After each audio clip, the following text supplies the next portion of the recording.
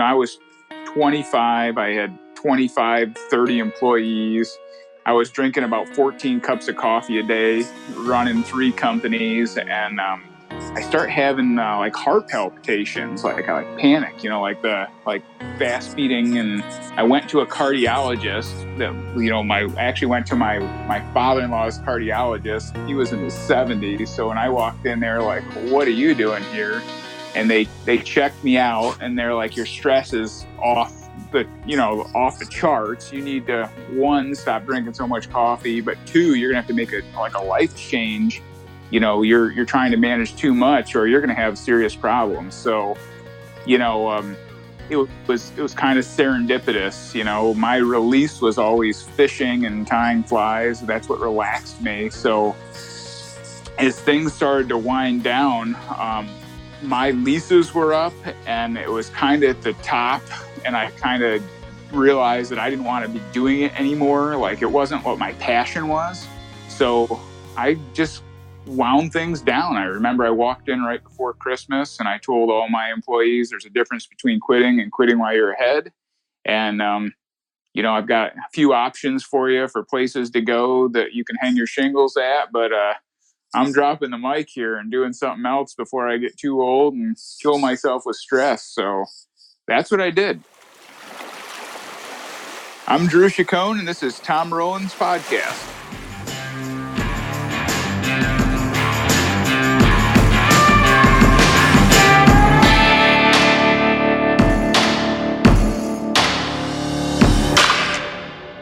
I tried to make my living fly tying at one point.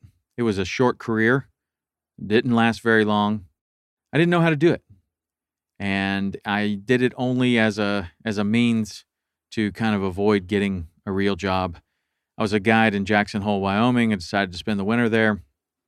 The fishing kind of dried up about September, maybe early October. I do some fishing on my own for a while, and then it's time to buckle down, pay the mortgage, and I decided that I could maybe make a living tying flies. So I tied a whole bunch of flies for a couple months, only to go sell them all and realize that I was in big trouble. I could not pay the mortgage. I could not pay the rent. Well, it wasn't a mortgage at that point. It was just the rent. Couldn't pay it. And I realized that being a fly tyer was going to be a tough road. And I'm not a very good fly tyer on top of that. So that made it even more difficult. But the thing is that some people can make it as a fly tyer. Some people can make it as basically anything. And I think that it takes someone who is really determined and is not afraid to think outside of the box and do things a little bit differently. My friend Drew Chicone is one of those people. He came from a different background, a business background, and decided he wanted to follow his passion after being super stressed out at age 25 and aging himself very quickly. He followed his passion, became a fly tyer, and in the process of being a professional fly tyer, he didn't just fill orders, he did all kinds of things. He did kids programs, and then he started writing books. This is an interesting conversation about how he made that transformation from one career to another, how he thought outside of the box. We also go into a whole bunch of stuff about how to publish a book, the difference between a publisher and self-publishing, and maybe a publisher for a different type of a book may be appropriate. But I learned a ton, and I thought it was really cool about how anyone can change careers and follow their passion. It doesn't have to be fishing. It doesn't have to be fly tying. This is a story about somebody that decided he wanted to follow his passion. He was tired of being stressed out, and good thing, because he has some amazing flies and some amazing books. So check out this conversation with my friend Drew Chicone. Hey, Drew, man, I'm glad that we could make this happen. We've had more than our share of technical difficulties, but we're here, we're live, we're doing it. It's a pleasure. I've been following your fly tying career for a while, and very impressed. You are not only a good fly tyer, but you're also a good writer. And to my knowledge, you have 11 books. Is that right? That's correct. Yep. I appreciate that. I don't know if my high school English teacher would have said I would have been a writer, but that's the way it turned out. And I know that my high school English teacher would not have done that. I did a podcast with the guy from the Speckled Truth, and he was saying the same thing. Like, neither one of us had any potential of writing in high school, right? And somehow you find something that interests you that you need to communicate or want to communicate, and then the next thing you know, you're a writer. Like, how does that how does that happen? I kind of got dragged into it kicking and screaming, I was catching mangrove snapper on a little shrimp fly I came up with, and a couple of my buddies said, "Man, you should do a step-by-step on that and write an article." And I kind of laughed, like, there's no way I'm going to write an article. So they kind of guided me on how to do it, and showed me how to take some pictures. And we did the first one, I think, in 2012 for fly fishing in salt waters. Might even been a touch earlier than that, but that's how it all got started for me. And then it all kind of went downhill from there as far as banging out books and articles. Well, I'm interested in the whole process, but so your whole fly tying career started with a mangrove snapper fly? Yeah.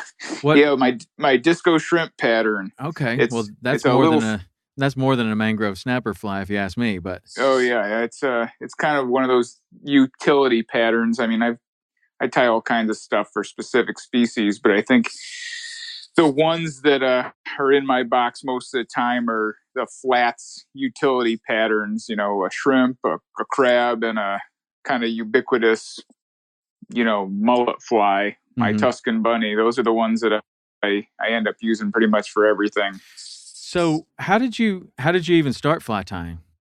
Way back when I lived in upstate New York in the Finger Lakes, it was frozen about 8 months out of the year, and I was probably 6 or 7 years old, and I found a fly tying kit in the basement that my father and mother had, and they had been taking lessons when they first got married for something to do. I dug it out and read mom's notes and started messing around, putting deer hair on a hook, and just, eventually my father realized that I was interested in it. So he gave me a few lessons, but it was more just, killing time. I was poking around and found this box. It was like a pistachio green sewing box in the basement full of deer hair and tinsel. And did you tie anything that worked? Yeah. So, kind of what got it all going. My grandfather was a game warden and an FBI agent, and he was really into hunting and fishing, but he got brain cancer when I was really young. So he was kind of bedridden. I can still remember he didn't really know anybody's name. He was kind of on the way out. And I had been playing around with a fly pattern. It was basically a red tail, some mylar, silver mylar, and a chartreuse wing with a red head. Just something I had just been messing around with. And I was down on my grandmother's dock. And one of my first casts, I caught a pretty significant landlocked salmon off the dock. And I was so excited, I ran inside. I don't know how old I was, maybe 11 or 12 when I was starting to, catch fish on the flies I was creating. And I ran up to his room and I came in with this bloody fish. My grandmother was like, go show him. And he sat up in bed and he said my name and he said, "That's a real nice fish." And he hadn't spoken anybody's name in, I don't know, years.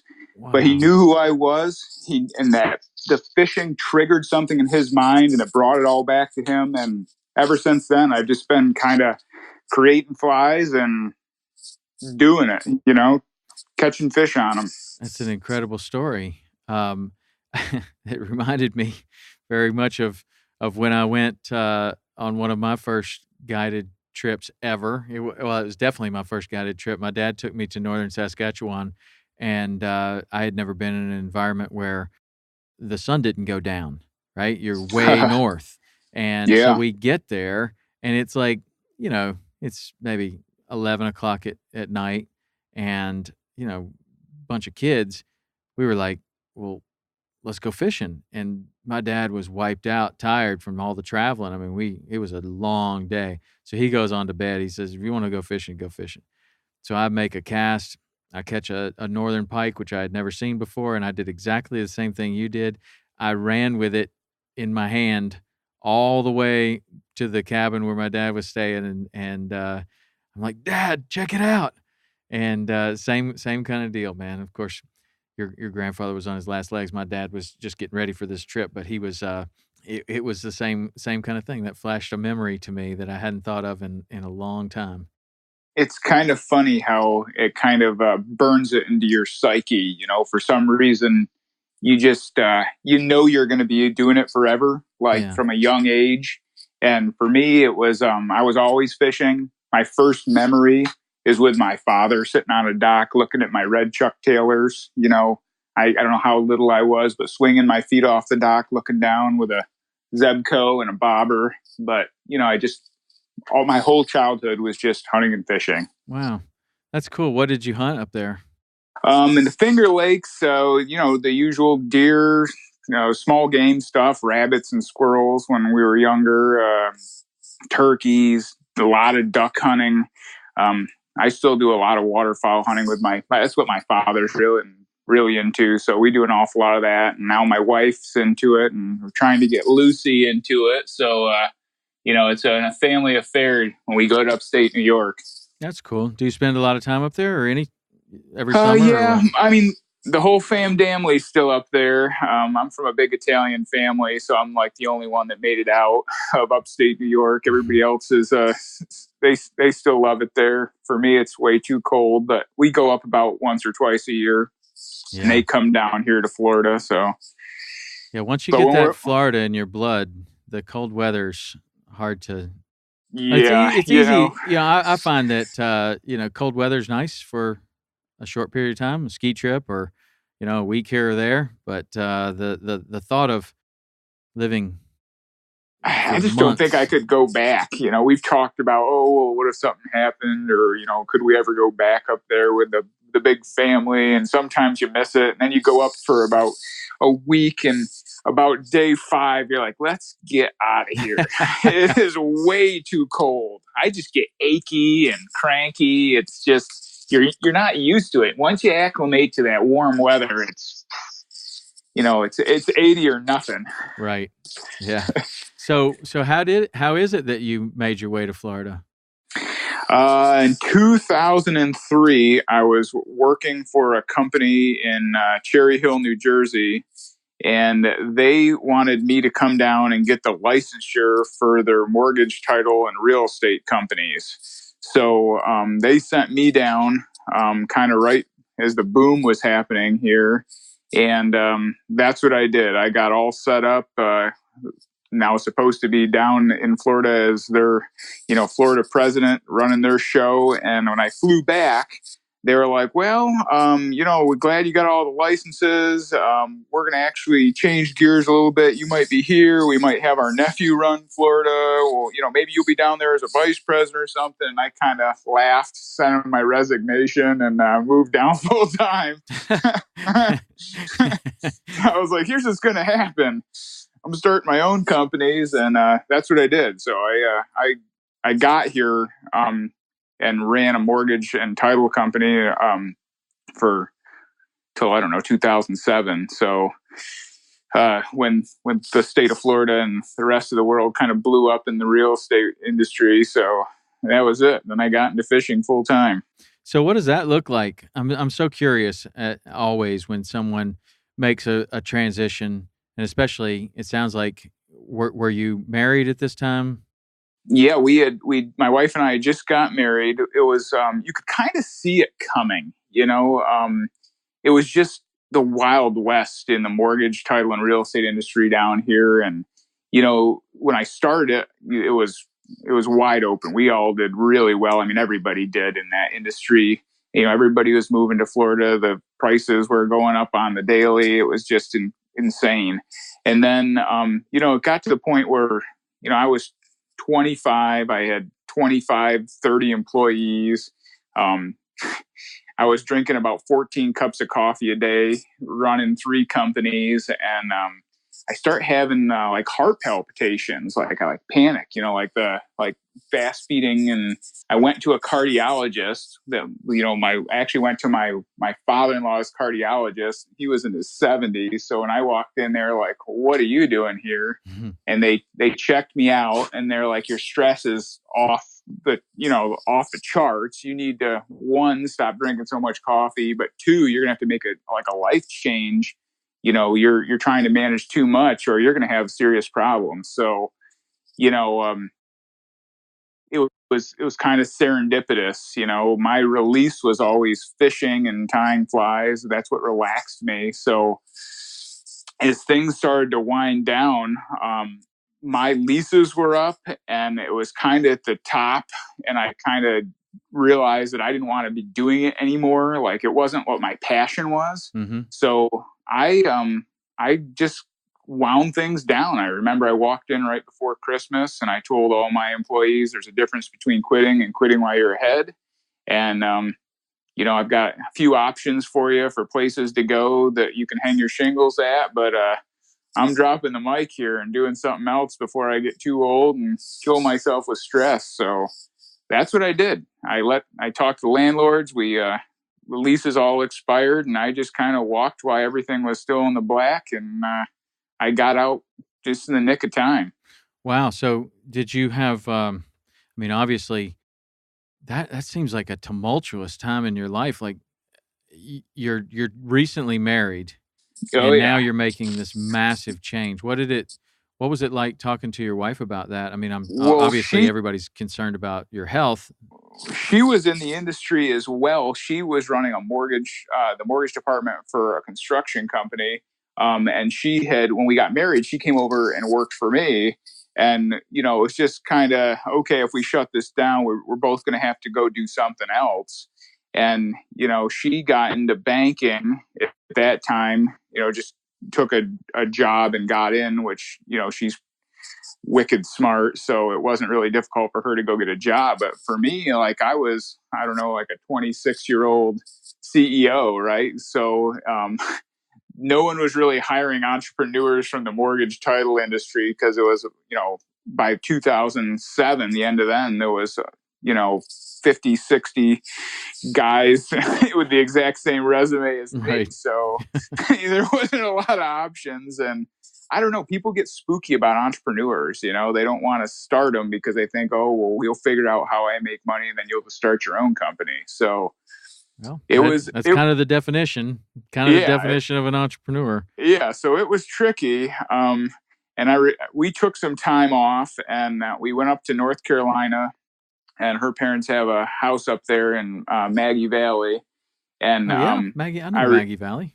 Yeah, so I remember sitting by the fire, and I said, I don't know how I'm going to do it, but I'm going to get into the fishing world, and I'm going to do what I'm passionate about. And there might not be a lot of money into it, to get started or whatever, but my only goal is to somehow get in. And that was pretty much the start.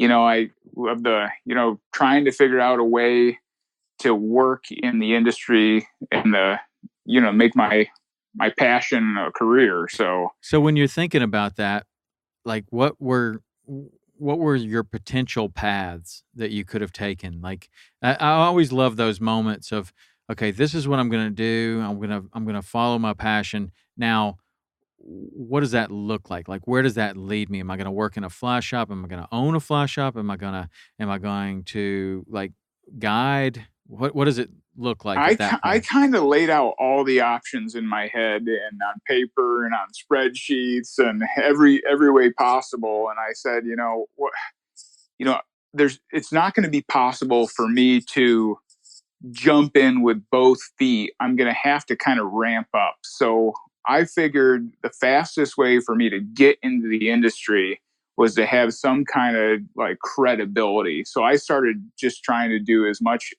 from an educational standpoint as I could, join the FFF, got certified as a casting instructor, started going to clinics and volunteering. I I worked at Bass Pro. I taught their kids class as like a PACE employee. So every Wednesday night, I would go teach the kids how to tie flies. And it started out kind of, 3 or 4 kids. And by the time they shut it down, I had like 30 kids every Wednesday. And BPS was like, hey, this is kind of a debacle. We've got, parents dropping off kids. We're opening packs of hooks from shells. I mean, it was just a free for all. We were doing 3 flies a night, 30 kids. That's a lot of, that's a lot of flies Yeah. being tied. So they said, we're going to go back to tying clousers. And, the problem is you're making it too interesting, Drew. Everybody really wants to know what you're going to do next week, but we want you to just tie this fly on Wednesdays. And then that way they get into it, but it's not like it keeps getting bigger and bigger and bigger. And for me, it kind of lost its pizzazz as soon as they said I couldn't, do the creative thing anymore. So I mean, like, you've got these kids tying some real flies. Like, well, what's funny is my first wave, way back when, those kids were 9, 10 years old, maybe. Some of them were younger than that. And several years later, I'm seeing them on Instagram. They're 17 years old. They're tying flies, posting pictures. They tag me, and I've gone to fly shops and seen my flies on the wall and said, "Wow, who tied those?" And it was one of my students, and they undercut my prices and tied my flies. So there's your entrepreneur. That's right. I created my own monsters, right? So, but yeah, as long as you're improving the sport and kids are learning, that's really where what got me going is and that's how I wrote Featherbrain. To be honest with you, after I started writing those articles and teaching the kids classes, they'd always want to know, well, why did you do this way, or why did you pick that color? They had a lot of questions, and then the next thing that would happen is let's say you're tying a shrimp pattern. Well, they would tie the shrimp pattern, and then you'd get on to do the setup for the second fly, and they'd be like, well, before we do that, I want to show you a fly I invented. And everybody was always inventing their own flies. And then you'd look at it and they'd say, well, what do you think? And my response was, well, do you want it to catch fish or do you want it to look cool? Because they're two different things sometimes, and a lot of times they had these really cool looking flies, but you knew they weren't going to ride right, or, right. they weren't going to look the same on the vise as soon as you get them wet. I ended up explaining that. And, well, how do you end up, how do you design flies then? And that was the epigenesis of Featherbrain, was a manual for kids or newbies, to get in the thought process of why do you use this technique, or why would I choose this material over that one? When do I use purple and black or versus chartreuse and white? What are those scenarios, and how do you do it? It was a roadmap for people designing their own saltwater flies, which I wish I had when I got started. Right. So was that your first book? Yep, Featherbrain was my first book. It kind of came from knowing that the editor. Let me back up. The editor of Fly Fishing in Saltwaters was friends with with one of the guys at Stackpole, Jay Nichols, and he saw that article on the disco shrimp, and he said, "Hey, could you do more of these?" And I said, "Yeah, I mean, I guess. I'm not really a writer."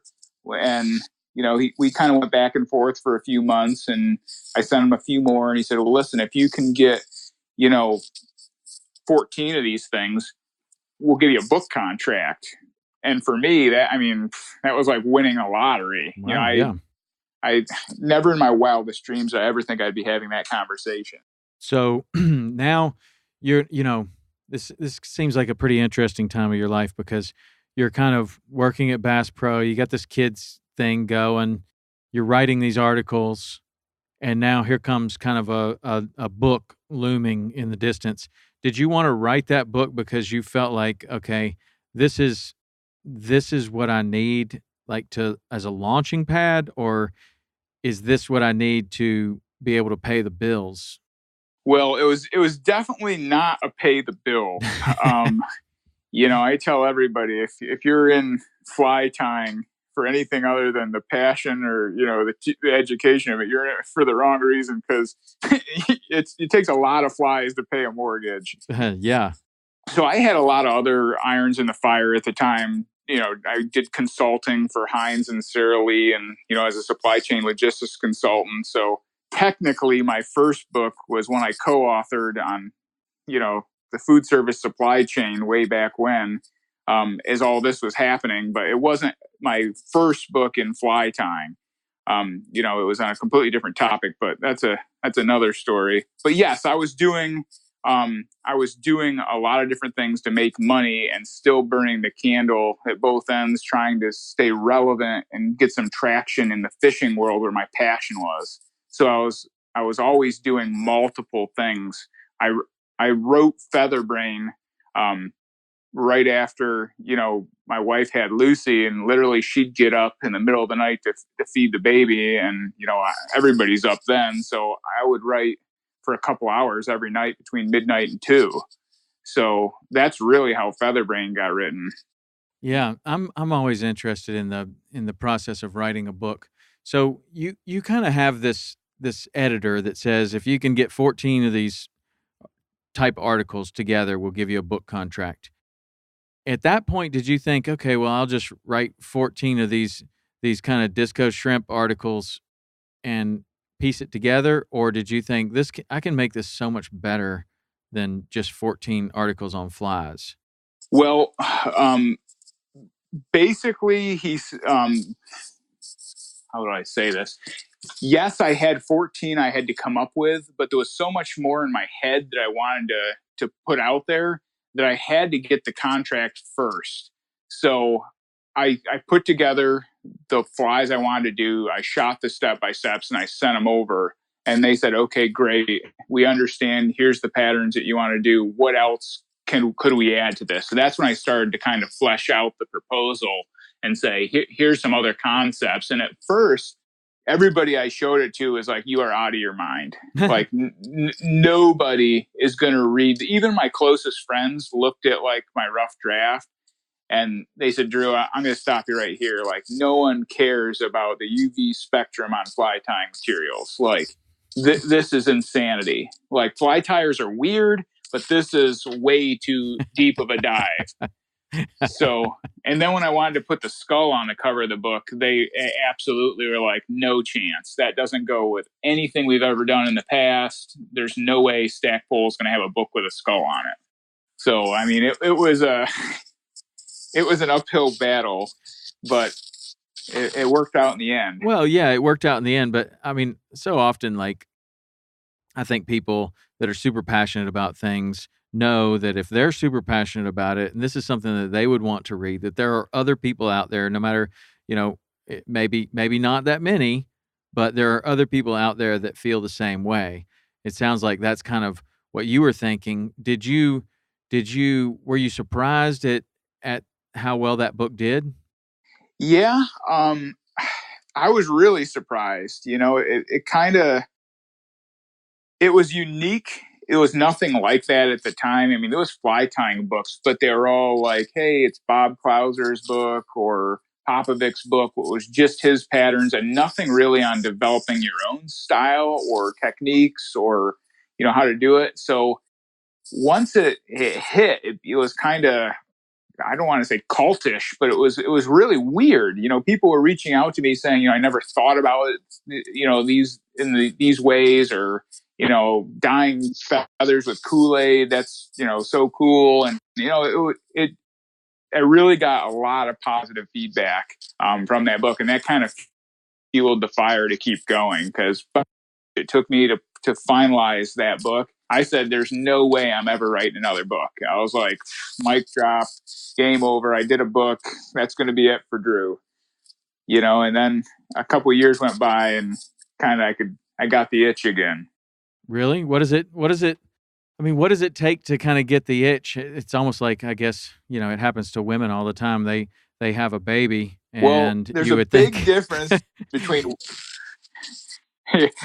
Yeah, there's a big difference between working with an editor and self-publishing.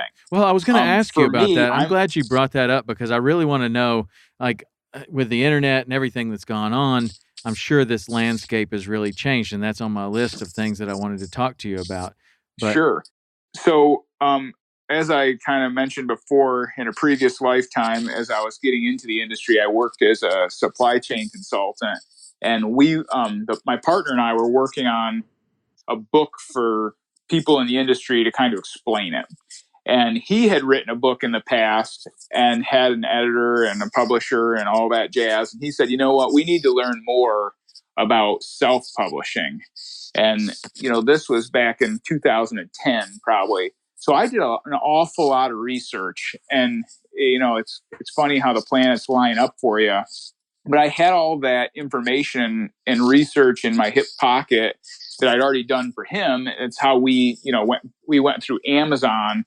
They're through their Create a Space program, and we got the book printed and published, and it shows up on Amazon. So I knew all about it, and I knew the process pretty well because we kind of waded through it together. It was laborious the first time, but after that, it's way faster. It's easier.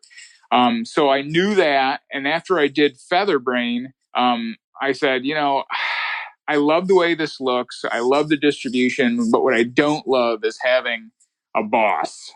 As an entrepreneur and, a type A, being on someone else's timeline and schedule and telling them what you can and can't do and how they want the book to look. It wasn't that the Featherbrain wasn't, I wasn't happy with it. I wanted to do things differently, my own way. So I experimented with publishing through Create a Space. And that's how I did like the first two little books, which, were supposed to be like ebooks I was just going to mess around with. But then I was like, I might as well try publishing them. And they kind of blew up.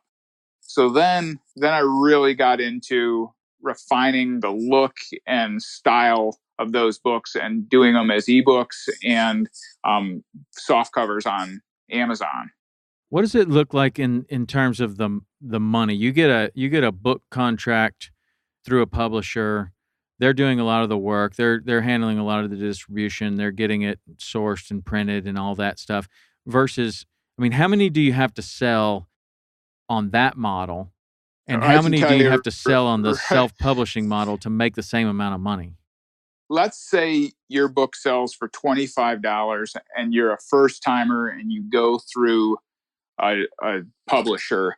Most of the time, you're going to make around buck 50 per book. And that's 2 years worth of work. If you do the math on that, it's less than minimum wage. So You you're know, making $1.50 off a book like that. So there's $24 or 20, let's say $23 left over. that's Who's it. who's getting all that? Not the guy that wrote the book. Well, yeah, I don't know that's where it becoming went. very clear. But I'm just wondering, Yeah, like, I mean, you so know, I certainly within the day of bookstores, then yeah. like a Barnes and Noble or whoever is the bookstore is getting a piece of it. Yep. So there's a retail and a wholesale rate. So let's say the publisher makes their piece and then they sell them to a Barnes and Noble at, let's say $15 and then they make 10 or 8 or something like that for the distribution channel. And as a consultant and a business guy, my degree was in business. I started looking at the model and be like, wait a minute, I'm doing all the work and I'm not getting paid for any of this. Right. So, so that's when I really sharpened my pencil and took a hard look at self-publishing. And that's way better. So you set the price. There's a printing cost that, depending on whether you go color or the size of the book, a number of pages, but the profit margin there is, nearly 50%. So it's night and day. So once you have the credibility in the platform and you're established as a published author, and that's what Featherbrain kind of did. It put me on the map, and people acknowledge that, okay, this guy kind of knows what he's talking about. Maybe a little. Maybe we'll listen to him for another book. And that's what I did. So I used Featherbrain to get me out there, and then I did, I don't know how many other books, soft covers in between before I published again with Wild River Press for like my new books, the 3 big ones, which is pretty much the roll up of 10 years worth of work for me. So you went from a publisher to self-publishing and then back to this Wild River Press? Yes, it sounds crazy, but I knew that there's limitations when you self-publish. So for the style of book I wanted for kind of my legacy, I wanted, in my mind, a cookbook. And what I mean by that was I wanted a hardcover, spiral bound with really high resolution photos and almost like a coffee table book. But people don't just, publishers don't throw that out there unless you have something to bring to the table.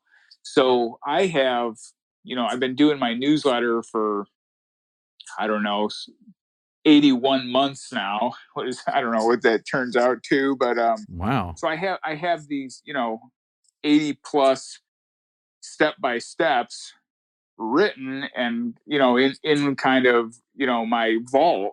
So I'll, I'll rewind and tell you, another one of my buddies was writing a book on bonefish flies with Tom Pirro at Wild River Press, and he said, "Hey, could you send me a few step by steps for my bonefish book on a couple of your favorite bonefish flies?" And I said, "Sure, no problem." So I sent him over like 20, and within like the hour, I got an email from Tom Pirro that was like, "Hey, you want to do a book?" So and he said, "How many more of these do you have?" And I sent him a link to my archive, and he was like, "Sounds like we're doing 3 books." Wow.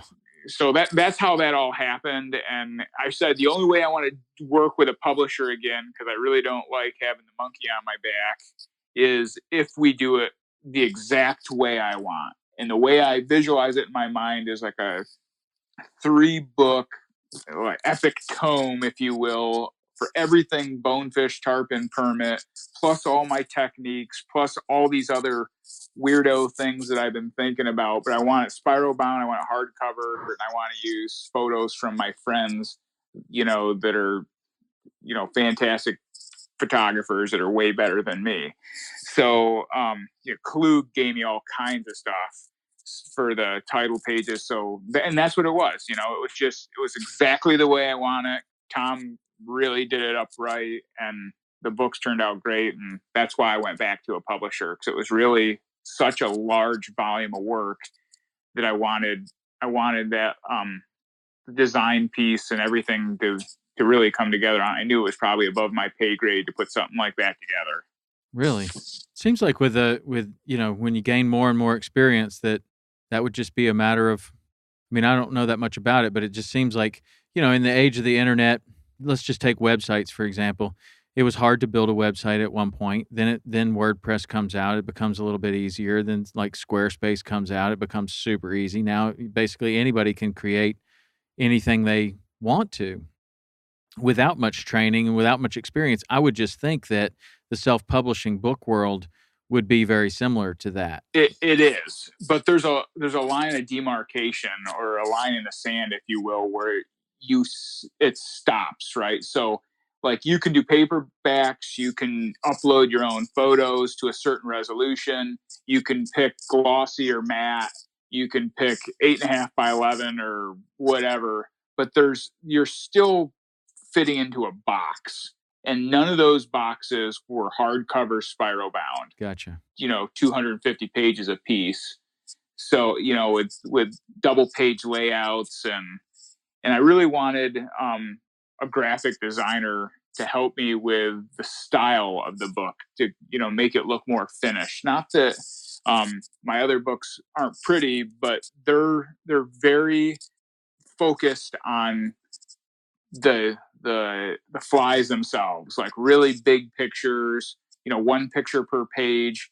Now I do 2, but at the time, like that was the reason I wanted to self-publish was so I could show people close up. And like the publishers I was using, like Featherbrain, and sometimes it's like 4 or 5 pictures a page, which are the size of, a postage stamp or maybe a touch bigger than that. And it wasn't what I wanted. I wanted people to really be able to zoom in, and that's why I released them as ebooks as well. So as a PDF, you could zoom in and see what I was doing. Count the thread wraps. I mean, Right. that's that level of detail. Yeah, that's cool, and that's also interesting. And something else I had down to ask you about is like why why books? Like in the age of video and you can get a very high definition camera now for very cheap. I mean, when I started doing TV shows, it was extremely expensive to get a beta cam, which I always say we wouldn't prop the door open with the thing now, but it was, those things were $100,000. And, but now, you can go to Best Buy and get something that would be remarkably good for very cheap. So I just kind of was thinking about that. Like, if you're trying to teach a lot of people how to tie flies or get your techniques out there, why did you think that books were maybe the best way or the way that you were the most comfortable with? It allowed me to kind of stop and get it exactly right every time. Taking a still and setting up the camera and moving the feathers the way you want so they can see everything clearly. I did an awful lot of video when I started, and it was always like maybe the spot I wanted was slightly out of focus, or it's that now the camera shots up my nose or my hands in front, and I never knew until afterwards, and then I was like, oh, I guess I'll try to retie that again, or so then I tried to get a camera guy to help me. But I always, was working during the day or working on something else, and the timing was never quite right. So video was just never really that convenient for me. And um, if I'm happy to do it for other folks, I did all kinds of videos for sponsors I've worked with, or at ICAST. Someone will say, "Hey, Drew, you mind if we video for Vagabond Fly or whatever?" And yeah, set up the cameras, guys. I'll tie whatever you want me to.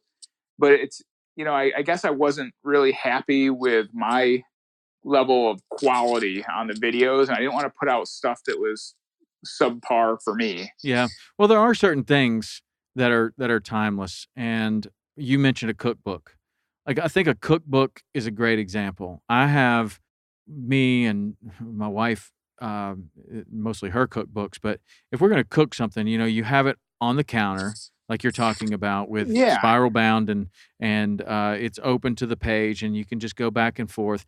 And then, you have a similar thing on the iPad or on your phone or whatever, and then you have countless cooking shows, and, it just seems like there's a level of solitude that I want to absorb information at. I put Lucy to bed. It's quiet. I go into my office.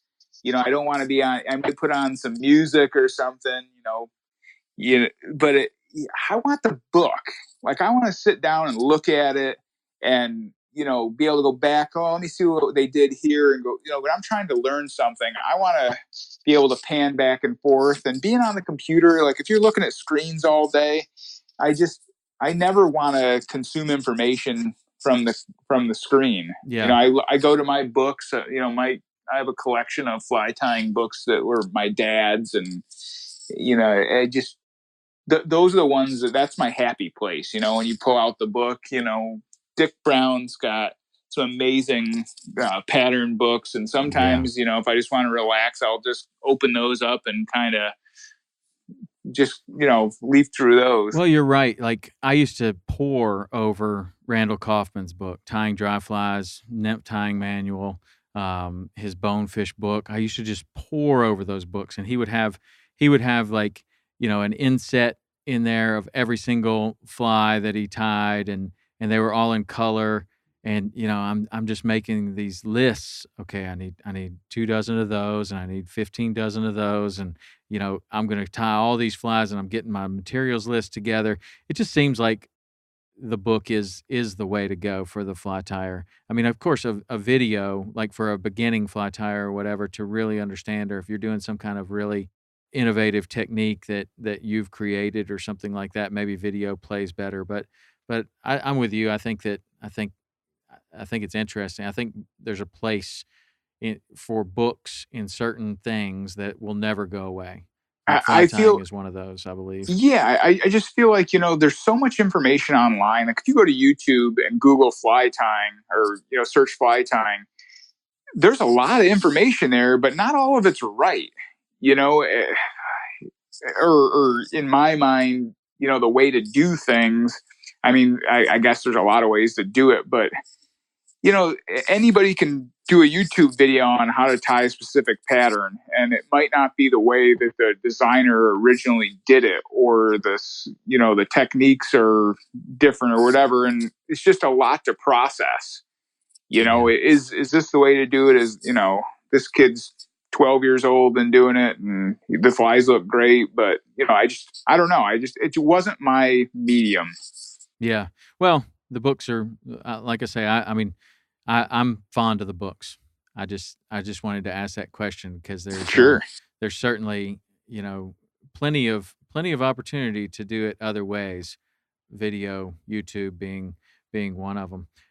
So what comes next? Have you put your entire mind and life into these books, and there's nothing left to write, or do you have further plans? Oh yeah, I got a couple more in the works right now. You know, I as I my newsletters kind of force me to keep writing every month and keep doing step by steps. And then as I do them, I say, that would be great. This pattern in this way or this color would be great in a snook book or a second snook book. Or man, I wish I would have got this into the bonefish book, but I guess I'll have to write another one. So you just keep kind of adding to like, well, what's the next one going to be? And like you said, you've done so many of them that the process is pretty easy for me now. I've got a template of how I do things, and they kind of snowball until you're ready to put them all together. So tell me about this newsletter. Why did you start the newsletter?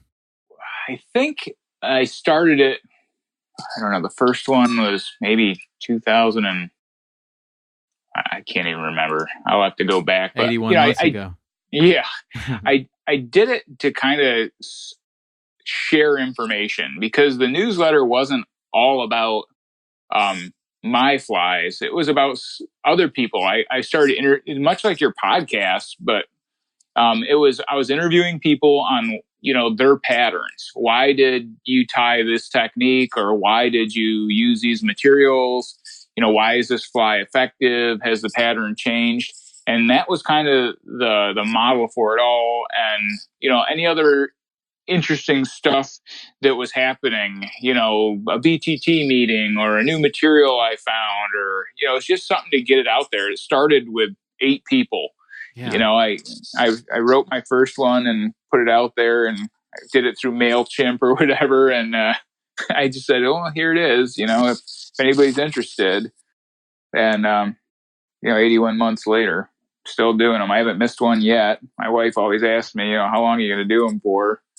Because they're not always convenient. No, it's not always convenient. And I love it that, like when you were telling me about that, I kind of keyed in on that deal because I figured it probably started, I wouldn't have said 8.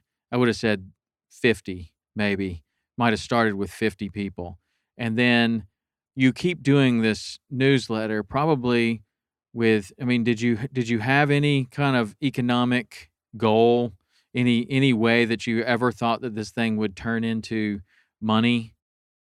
At first I didn't, but then after a while, people way smarter than me started to kind of guide my path a little bit and be like, you could, be selling your books through your newsletters, or you could, be promoting other things. I never got like banner ads or anything like that, but yeah, after a while it became kind of a tool for that as well, trying to figure out a way to monetize, what I was doing. Right. But I like it that, you started out with basically without that intention at all. And I think that most of the things that I see that are the most successful start like that. Like they start with just the intention to help somebody. Like you're you're just going to put out an interesting story or like this podcast. I mean, you mentioned it. It's exactly what this is. Like, I'm just going to interview some of my friends and, they've got interesting stories and people should hear them. And then it becomes, okay, wow, like a lot of people listen to that. Like, wow, even more people listen this month. And this thing is really, way bigger than I ever thought it would be. And the newsletter. But there's something to that though, that when you start with no intention of ever really doing anything with it, and you're doing it for the sake of a bigger purpose, you tend to stick with it long enough to actually make it a real thing. Sounds like that's what you've done with your newsletter. I mean, you said like you have 81 months of these, and when someone asks for, some writing samples, you have them right there, and that turns into a 3-book deal. I mean, probably never in your wildest dreams when you were writing your first couple of newsletters did you ever think that something like that would happen. Exactly right. I mean, it was so far from what the purpose was. I mean, realistically, I wanted to help the kids I was teaching. I loved the passion that they have and the excitement when they would tie their own fly, and the next week when they'd come in and have pictures of the fish they caught on their own flies. I mean, these kids were losing their minds over, they created something a week earlier and then caught a fish on it, and then it was like that raving excitement. It was addicting. So every week I would say, okay, well, we're going to do this, this step by step for this fly. Well, I was sick last week, or my mom couldn't bring me. What is there any way you can show me again? So I would be like, okay, well, I'll end up, just photographing it and shooting it and putting it out there, and I'd email it. And then I was like, I'd sending these to everybody every week. It's a real pain. Why don't I just put them out every month? Mm-hmm. So, my first one was April 1st, 2013. That's cool, man. That's really cool. That's a very good lesson, for pretty much anybody in any field that's how it starts. I was listening the to passion. I was listening to Joe Rogan's podcast, and it's the biggest podcast in the world now, and that's what he did. He just started in his basement, just doing stuff with his friends because he thought it was funny, and you just keep going and keep going and keep going, and then you build something up until it's something that you never thought it would be ever. And especially if you're doing it just because you like it, right? Like I don't have to do it.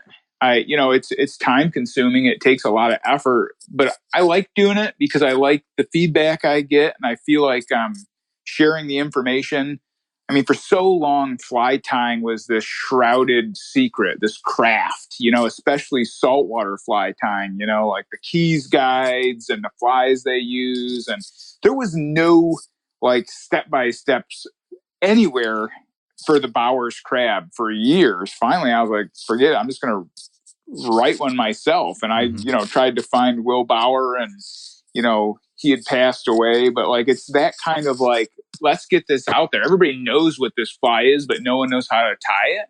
So it was kind of self-serving that I wanted to know how to tie it myself. So I would hunt down a lot of these patterns that I knew were productive, and I talked to the guy that designed them, and he just never wanted to put it out himself, right? Like he wasn't a photographer, he wasn't a writer, but he had a really great fly, and I found that a lot of people really like the stories behind the flies. Yeah, that's really a big thing because, like you say, fly tyers are weird. They're weird people, man. They really are. I mean, they spend a lot of time by themselves, and they're very creative. Most of the fly tyers I know are extremely creative people, and extremely creative people are often a little bit odd. I mean, eclectic. They are eclectic and a little bit odd, and there's almost always a story behind something, like behind one of these flies, even behind the name of it. Like you just hear the names of it. It's like, well, that's because I listened to that song the more while I was tying it, and it just kind of stuck, like the my runaround Tuscan Sioux. bunny pattern. You and I kind of text back and forth this morning about it. It's like my go-to. It's my ubiquitous.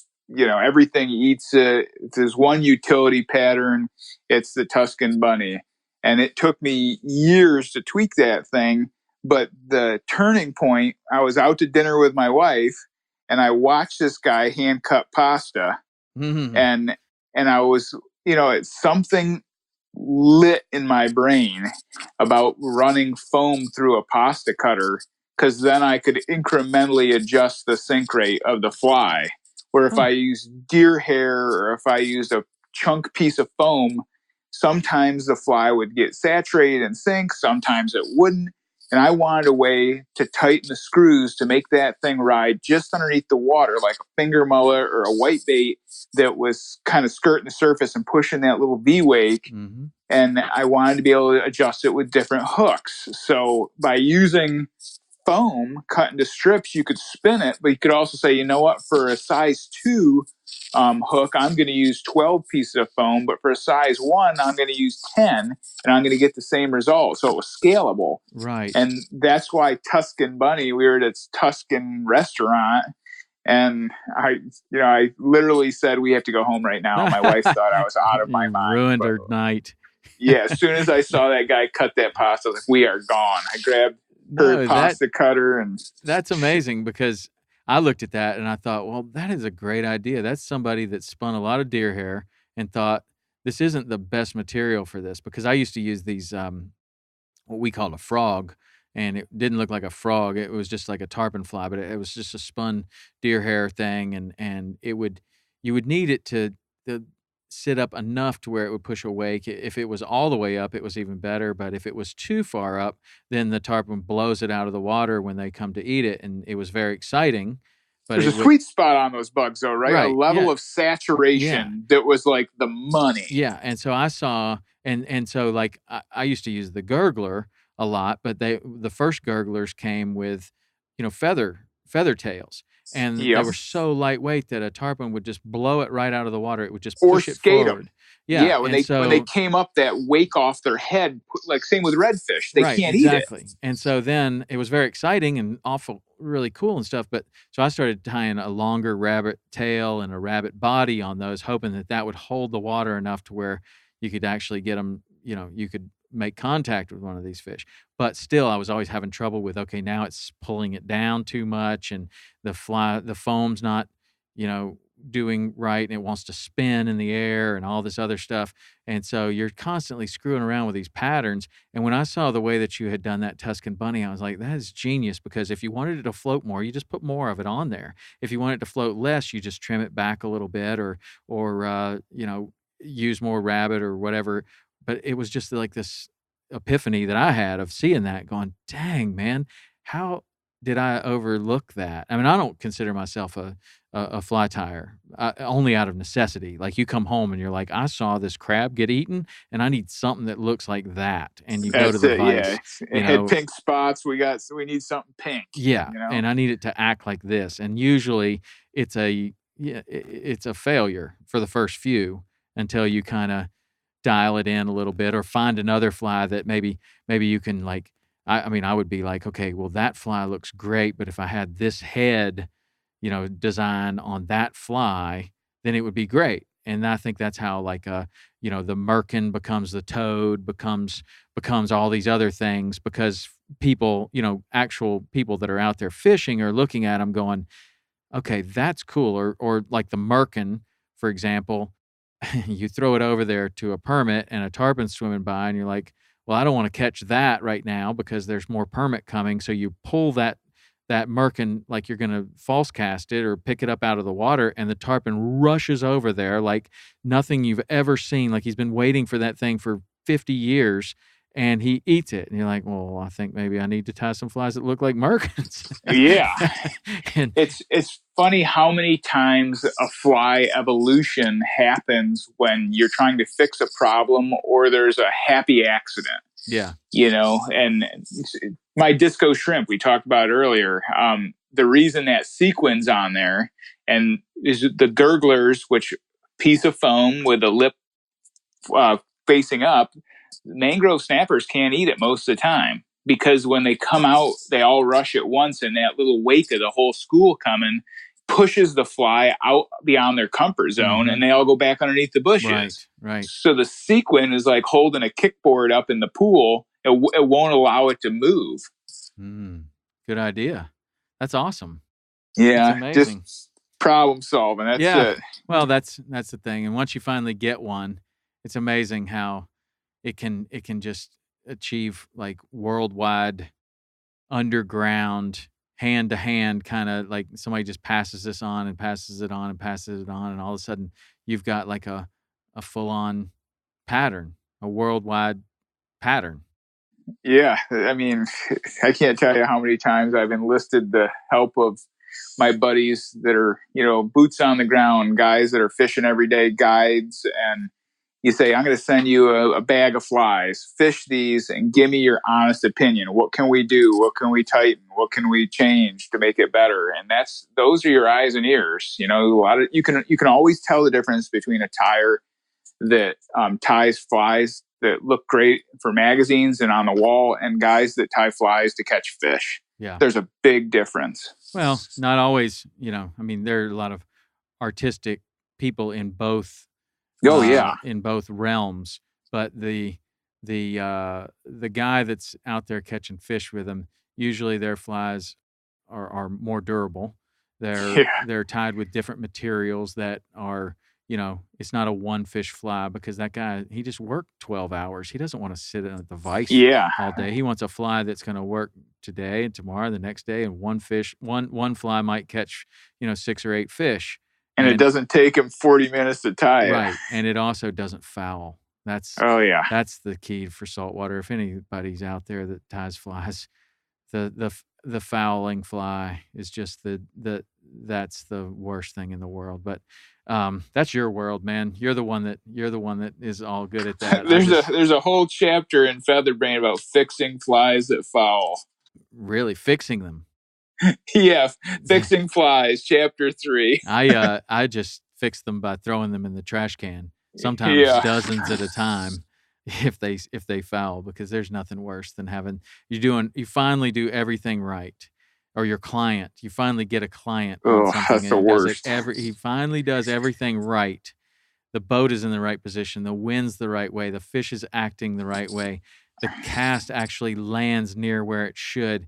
Strip, here it comes, and then it turns away, and you pull that fly in, and it's fouled, and you just know, man, that's something that was controllable.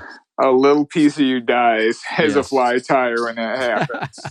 Well, it certainly dies as a guide, I can tell you that. The angler sometimes doesn't know the difference, but the guide is just like, man, that was a controllable thing. That's something that you could control. Well, that's cool, man. So if somebody wanted to get on this mailing list of yours, the newsletter, how would they do that? They just go right to Salty Fly Tying and sign up. It's right on the main page. Sign up for my newsletter, and you'll get like an email that says, "Yes, I want to be on this list," and you get to click the follow-up email, and you'll get them. Or you can just go to the archive and get all the old ones. And can they buy all your books there too? Yeah, everything's on my website. The big books, the new set through Wild River Press, they're sold on topsaltwaterflies.com. But because he does all the fulfillment on those. But all my other books, I do them, right off my website. Cool, man. Well, ebooks as well. I appreciate you. I appreciate you sitting down with me today, and more than anything, I appreciate your patience, because you won't know this by listening to this particular podcast, but Drew and I encountered significant technical difficulties in order to make this happen. So he was very patient, and I appreciate that very much. We adapted and overcame. Yeah. As a fly tyer, I told him I got nothing but patience. Well, I very much appreciate it, and look forward to getting out on the water with you one day. I'd love to see how you fish your flies. I think that would be fantastic too. That'd be great. Anytime. To see you check out some new patterns that you've got, and just see kind of what you're looking for. Because I'm not a good fly tyer. I'm a utilitarian Fly Tyer, but I do appreciate the art very much. And well, I'll bring the bugs and you show me where the fish are and we'll break them in. Sounds good, man. All right, Drew, thank you so much. And if you want to get that newsletter, head to his website, sign up for that. And also, you got social media, right? Oh, yeah. I'm on Instagram, Facebook, you name it. So probably the best is Instagram. It's under Dr. Chicone. Okay. Go check that out. All my bugs are on there and give you ideas, stuff for you to tie as well. All right. Sounds good, man. Drew, thanks. We'll see you soon. My pleasure. Take care. Bye-bye. Bye.